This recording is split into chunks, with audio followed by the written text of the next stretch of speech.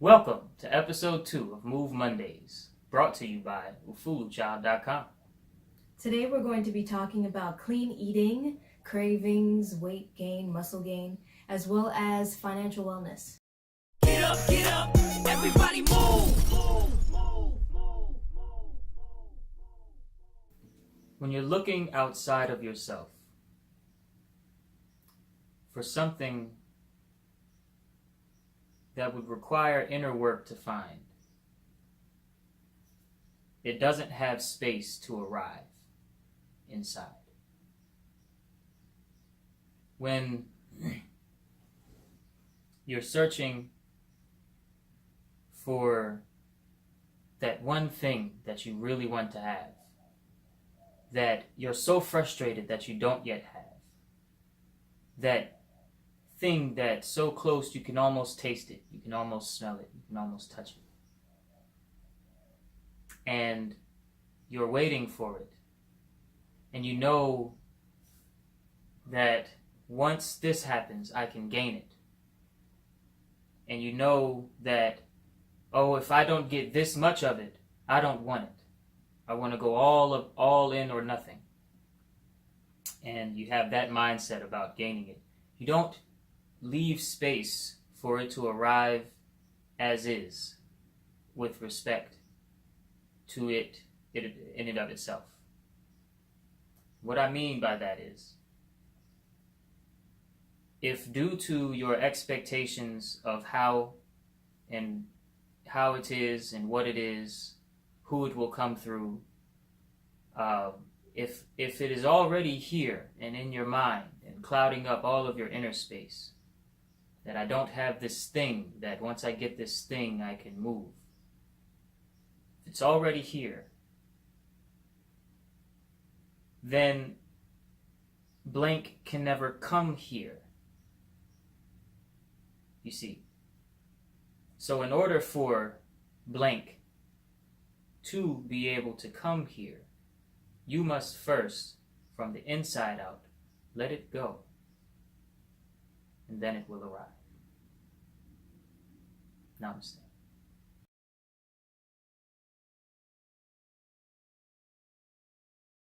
Hey everybody, what's going on? Soul Hey. Expression And Tensi. of Ufulu Child here. What's going on? It's episode 2 of MUVE Mondays, where you get your questions answered about your biggest concerns regarding health, wellness, and anything like that. We're so excited. We've been getting questions, and today we have 3 questions for you guys of the biggest wellness concerns of now.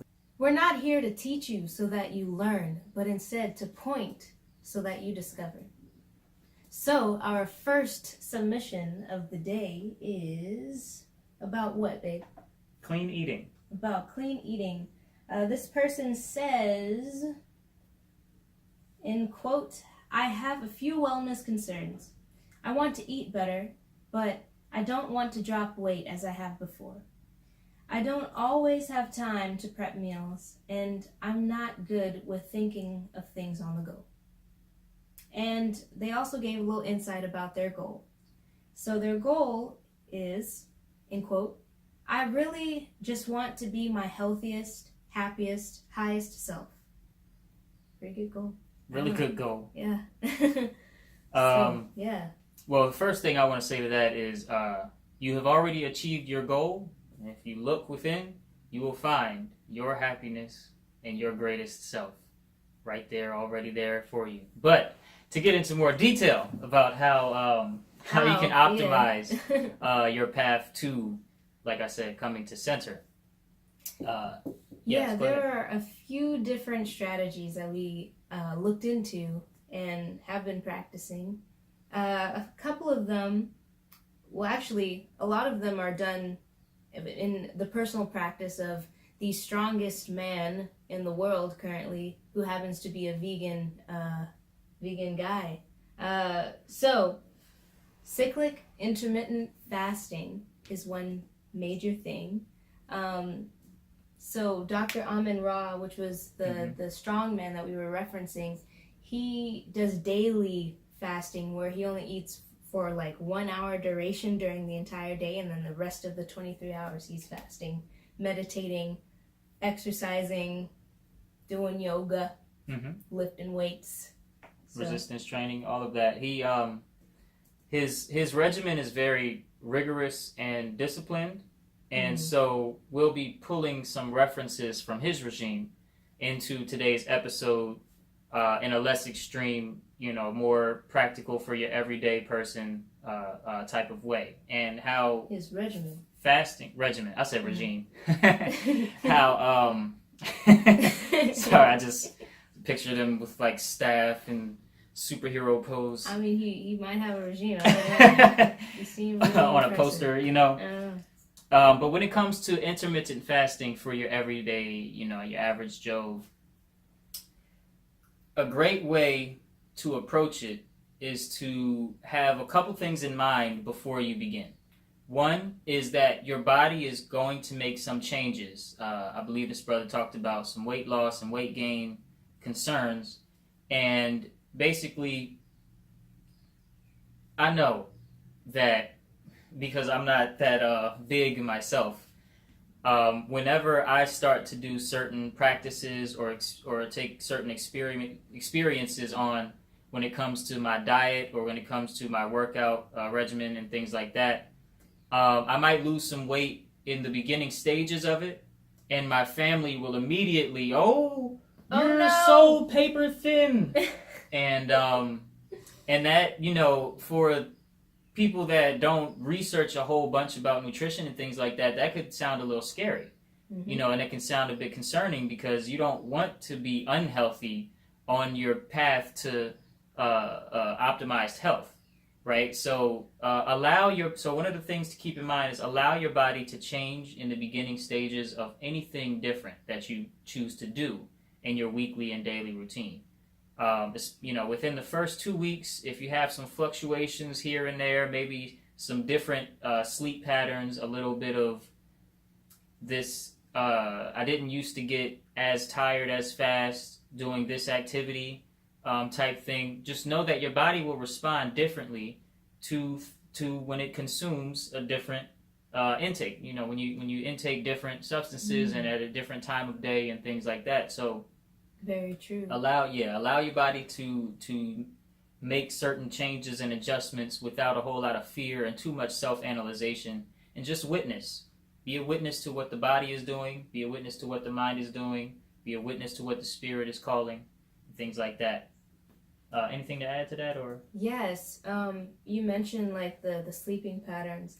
I was pulling from, so when you're fasting, your body kind of shifts from like the typical fight or flight approach that it takes when it's absorbing or digesting calories all the time. When it gets a time for a break, it has the opportunity to heal itself or to use its resources more effectively. So while you're fasting, it activates the parasympathetic nervous system. Yes. So that healing mechanism within your body, it's also a state of restfulness. And most of our healing is done either while we're asleep or when we're in a restful state. So when you're meditating, when you're fasting intentionally, and when you're asleep, your body has a chance to heal itself. Also, when you're fasting, and how a specific routine that I know Dr. Amen Ra was mentioning in one of his videos on YouTube, this specific way that he goes about, so in the morning I'll do this, and then for the rest of the day during this time period I'll do this, and then this, like a very methodical approach. It activates a state in your body called ketosis, which allows you to be more efficient in utilizing your body fat and building muscle or etc. And utilizing energy to move. Yes. And to do things in life. Just exactly. To live.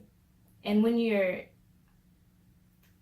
moving your lifestyle in a way or transforming in a way, little baby steps towards it, but when it's aligned in a way that it activates a state, then losing weight or gaining weight or whatever your goal is those kind of go out the window because your body is just able to do what it would naturally do. Yeah, it sets into new muscle memory, new habits, not necessarily conscientious, impulsive habits, but just habits for what your muscles are doing, habits for burning such and such a calorie or fat or whatever.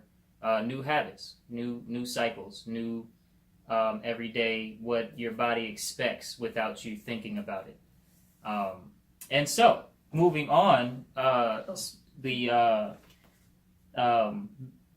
other thing related to the daily routine, when it comes to eating more healthy with the concern of I don't want to lose a whole lot of weight, you'll want to incorporate some more resistance training and maybe weight training into your weekly regimen.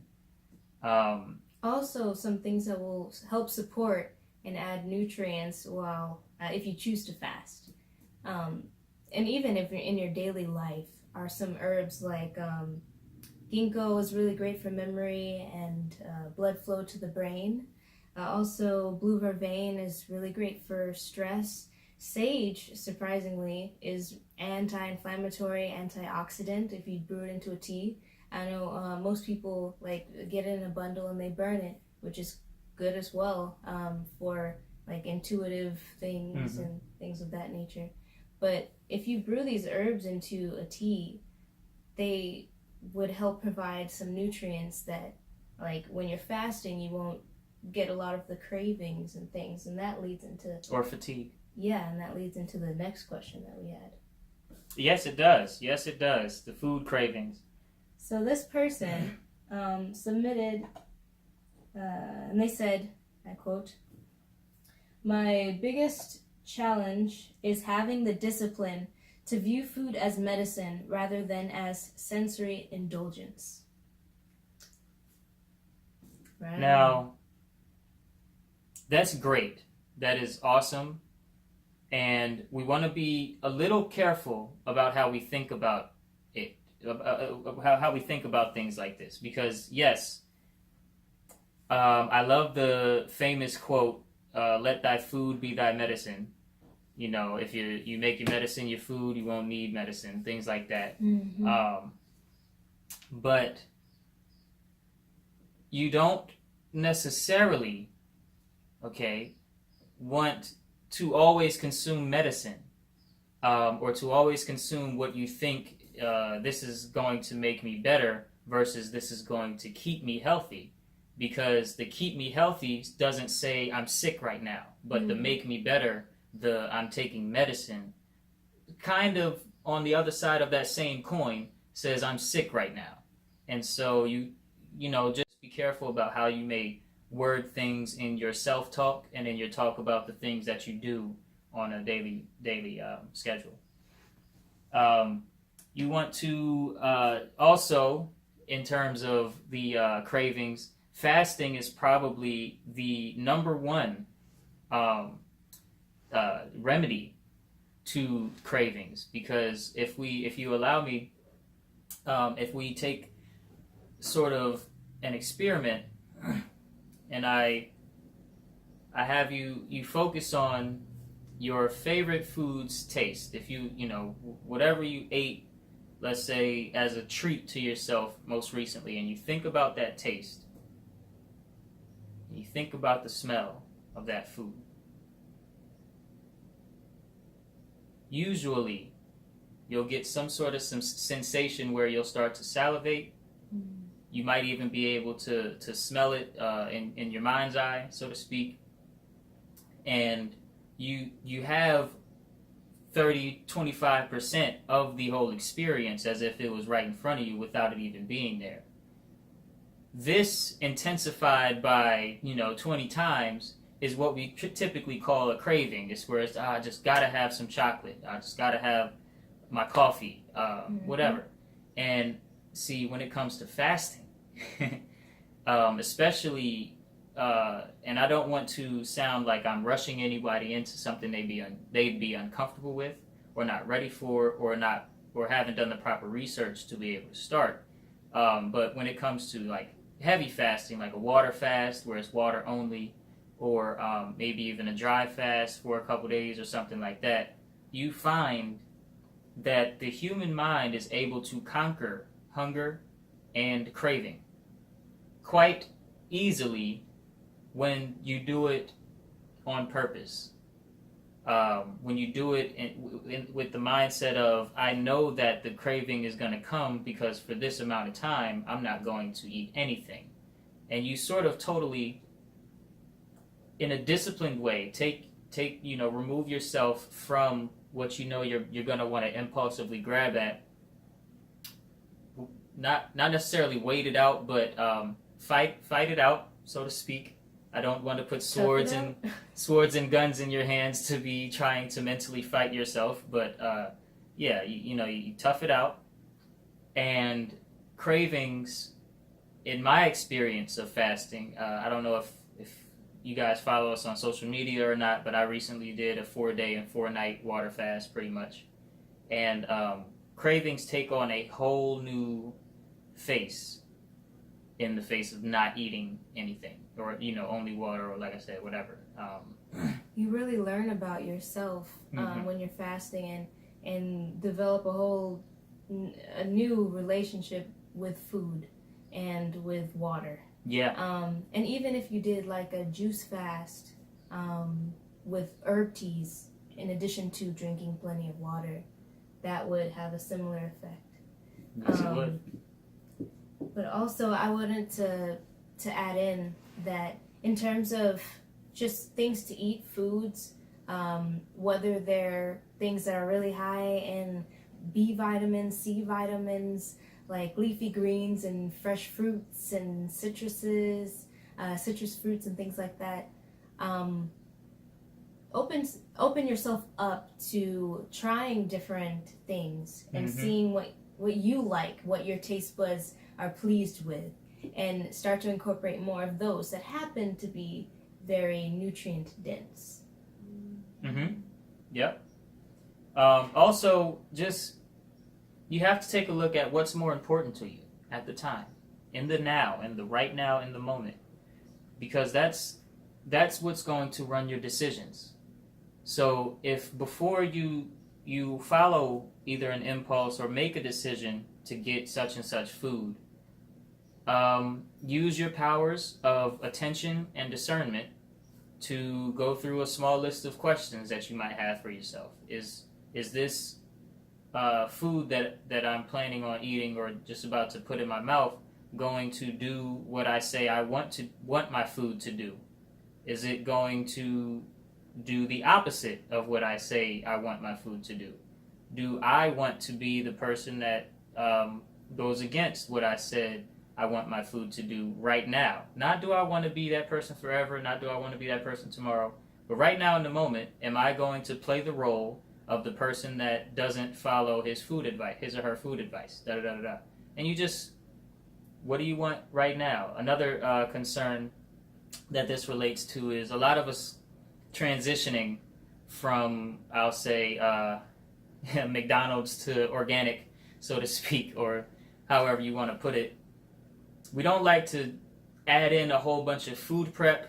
We don't like to add in a whole bunch of like cooking experimentally when you don't really know if it's going to taste good and things like that. But all of that encompasses into the mind coming to attack the new habit. I don't want to change, the mind says to you.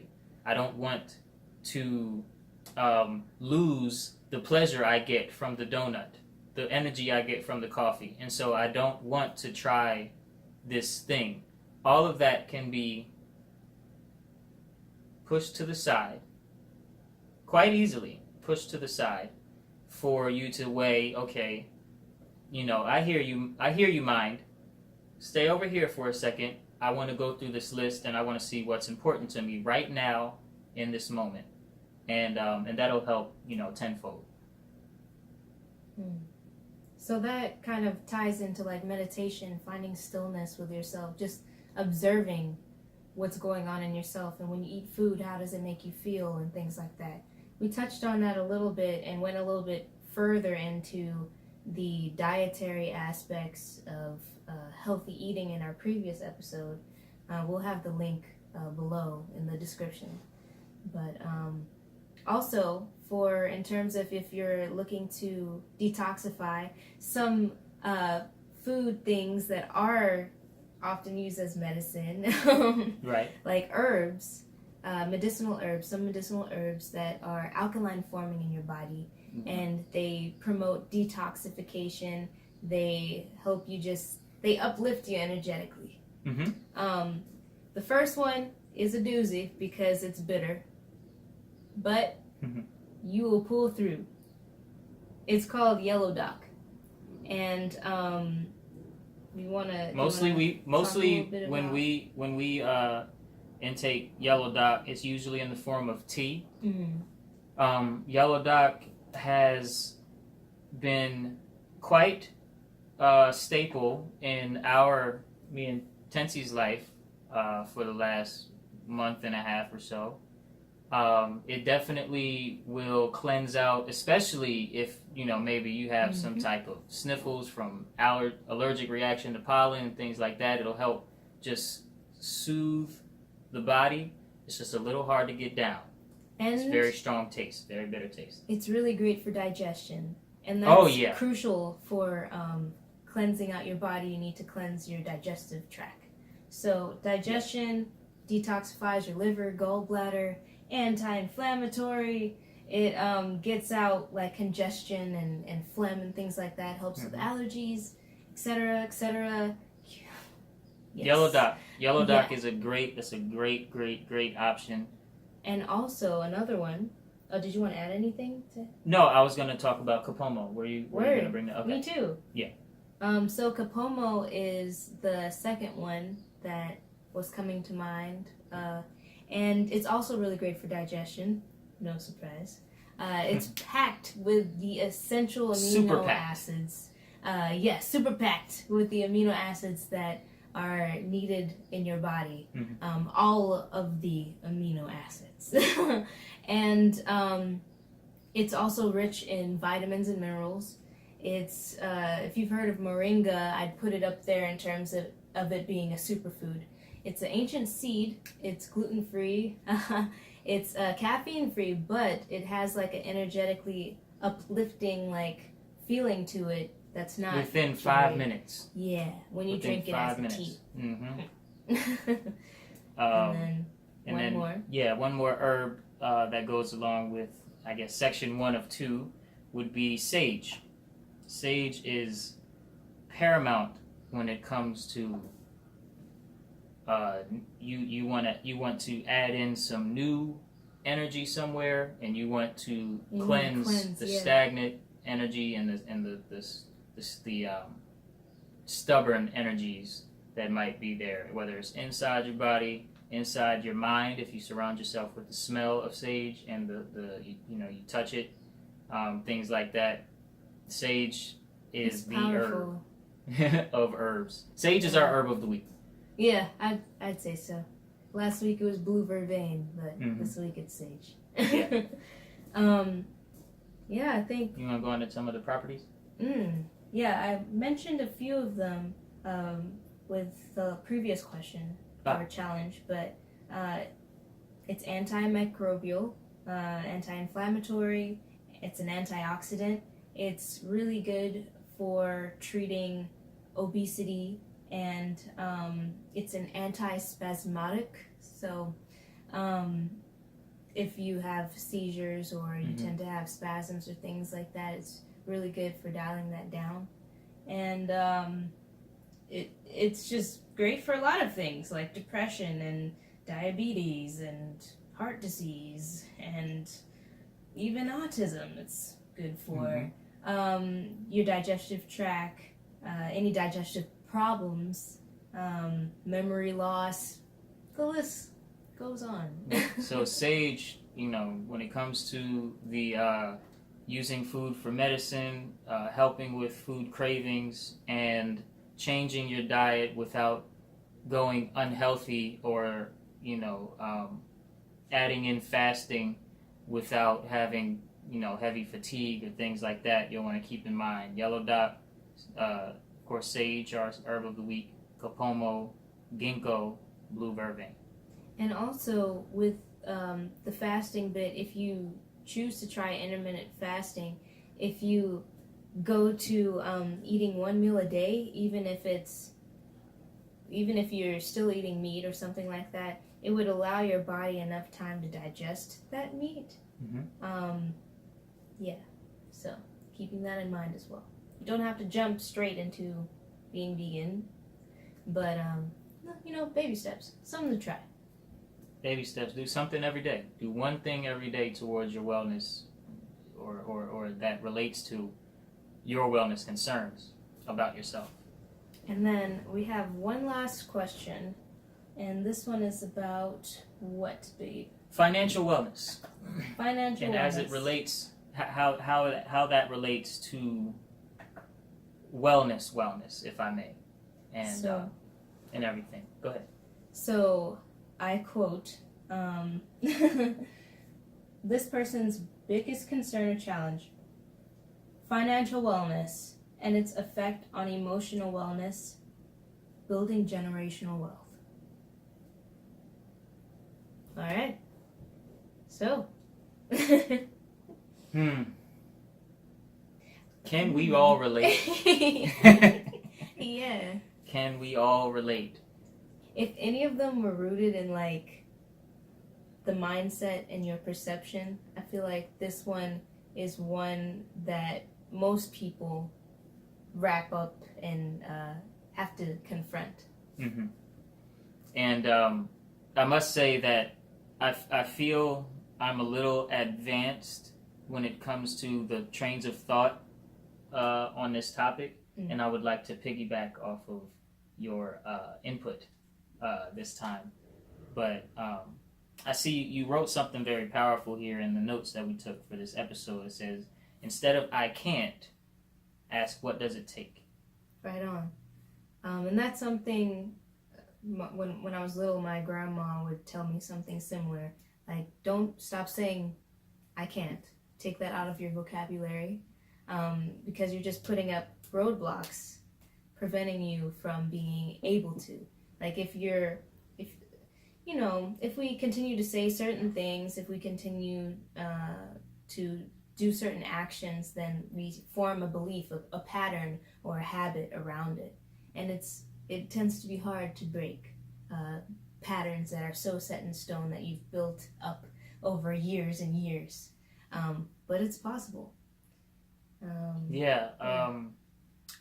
Building mental blockages for what you want to come into your life is very common, and is tied very heavily to things and subjects subjects to talk about that are not totally tangible and touchable.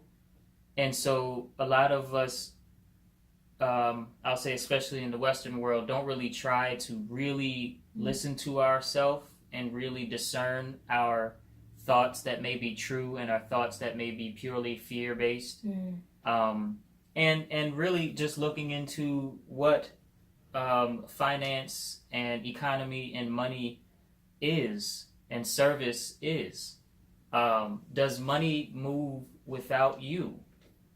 No. Does money buy something without something being sold by another being or by yourself? No. So people are the only money that have ever existed, or actual life events and things that happen are the only real money. Take my words lightly here. Is the only real money that we have. And so a lot of times we get stuck in the mindset of, well, once I'm able to save up another $1,000 or another, $3,000 to $5,000, then I can do what I want to do with my life, or then I can provide what I need to my household or whatever, or then I can start following my dreams to be an artist instead of a such and such. When really, that is usually more tied to a fear of, I can't do what I want without this amount of money, or without blank. Or I heard from my uncle that unless you are well off, you shouldn't pursue this and that goal or this and that dream. But you can't live for your uncle, and you can't live for whoever else might have told you such things. And so, what we found when it comes to not so much financial, huge wealth and pockets of financial gain, is we've pursued what we want in the face of, I don't know how I might be able to deal with if something financially important pops up and takes precedence over and priority over this, and this. We chose to stay sort of on course with our goals and our dreams outside of a number, but in real life events and in real people to people interaction. And that has put us in a harmony with the universe so that we are able to do what we love to do, what we want to do, without money telling us no, so to speak. I like to say a few things. So, money is currency. And currency, like a current, is like a flow of energy. Money, it goes where it's needed. And if in your perception, how your habits are formed, you've built up belief systems and habits around you not having enough money, then it'll be like, oh, this is the energy of not having enough, so there won't be enough money because we're fitting into it. It's exactly what you want, right? And it's probably not, but that's the reality that you've created for yourself. And on the other side of it, there's an element of you have to really start to address your fears and any things that you've eternalized related to having certain things. Everything's attached to an emotion, and that gives power to strengthening a certain belief. So with these roadblocks surrounding financial wellness or financial prosperity in the sense of having money, really what you're seeking is to be able to do the thing that you think money will bring you. It might be joy, rooted in joy or something of that sort. So begin to jot down, you could do an exercise like one that Lisa Nichols introduced. Shout out to Lisa Nichols. It's called Expose the Lies, and basically regarding the topics of this show, I'll just talk about a couple of sections of the exercise. So basically you get a ton of sheets of paper, and you get a pencil and a red pen. This is blue, but it's red, but you know what I mean. Red ink. And get 2 different colors to write with and a couple pieces of paper. Yeah. So jot down all of the things that pop into your mind that happen to be negative beliefs or thoughts regarding negative chatter around building wealth for yourself, around financial prosperity and well-being. Also, for the last 2 people that submitted questions about health and diet, jot down those things that pop into your mind that may be limiting thoughts and chatter regarding your health and fitness and how you view yourself. And so you jot down the lies in pencil, and then you go back after you jotted down all the lies, leaving space between each. And in those spaces, you write the truth about it. In the red pen. Yeah. Red ink. So look up that video. We'll put a link to it in the blog post. But start to really reassess in how you view things and how you're internalizing things, because everything that we see is like reflections. Like we're being mirrored back. Exactly what we identify with, and the things that we're like, no, that's not me, I don't do that. We get mirrored. All of it comes back. Yes. And so when you start to go ahead and pursue what you think the money will bring to you before you have the money, without the very extra and unnecessary chatter and analysis. That's what I'm looking for. Of well, the last person that tried it with this much didn't do it, and all of the thought. If you push those things to the side in your inner space, you can let them run. You can let them run and replay and all of that, but push them to the side. They'll do their own thing. You didn't turn it on in the first place, and you do start to pursue. Then also, something to look out for, but also look forward to, is you will see reflections of your deepest fears when it comes to pursuing what you want. Come in real life situations, come in real people, come in people that you didn't know, come in people that you know very well, and they'll show up. And these beliefs will be something that you have to face head on. And it's sort of funny how it works, because you won't be in a position where you'll be able to fully challenge them for some reason. It just sort of works like that most of the time. And then you'll notice that they stop showing up little by little the more you notice that you actually don't have that fear, or when that fear shows up, you're able to just like the worry disregard dissipates, it very, very quickly. Yeah. The fear dissipates, and you're able to observe what's happening from a more objective viewpoint, and in a space of forgiveness and acceptance, gratitude. Acceptance and gratitude. Gratitude is number one. Gratitude is the word of the day, and sage is the herb of the week. So yeah, gratitude and appreciation. Another exercise you might want to do that doesn't have to do with writing anything down is, instead of asking for the check at the restaurant, and instead of asking how much does it cost at the facility or at the resort or at the theme park or whatever, and instead of asking how much for your service when it comes to getting a service, you ask how much appreciation via money do you want. And you change your whole viewpoint on spending money or losing currency to appreciating something or someone else or something that they're doing with money or with this form of currency. And that way it keeps flowing through you, instead of being with you and then leaving you, and then being with you and then leaving you. It just flows through you. And it's in the form of gratitude. It's related to gratitude in the form of appreciation. Oh, here's $20, thank you.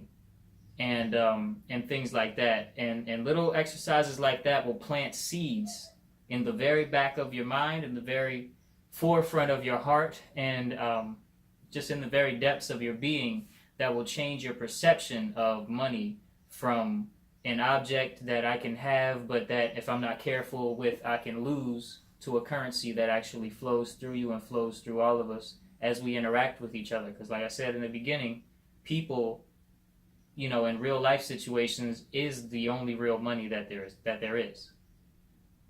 Thank you so much, everyone that submitted a question. Thank you a billion. Yes, and everyone that's watching right now. Yeah. Before we go, we have 3 little tidbits. So if you would like to have your biggest wellness question, concern, challenge answered on the show, feel free to submit it. We'll have the link in the blog linked below. And also, we have a VIP list. Join the movement. MUVE. Moving to unite the virtue in everybody. Yes, this is the movement, and we're so happy that you're here with us, rocking with us. Lastly, if you want to learn more about developing a self-awareness practice of your own, customizing it with Comedic EIO, feel free to explore our website. reach out to us. Right on. Book us to come speak on these topics at your event or anything like that as well. You'll find an avenue for that in the blog post as well. All right, freedom seekers, please repeat after me our manifesto. I create my own well-being. I define my own destiny. I live for freedom. I am free to be. And that makes us freedom seekers. And that makes you a freedom seeker. Peace out. Peace and love, yo. Get up, everybody move. Welcome to Move Monday. Welcome to episode 2 of Move.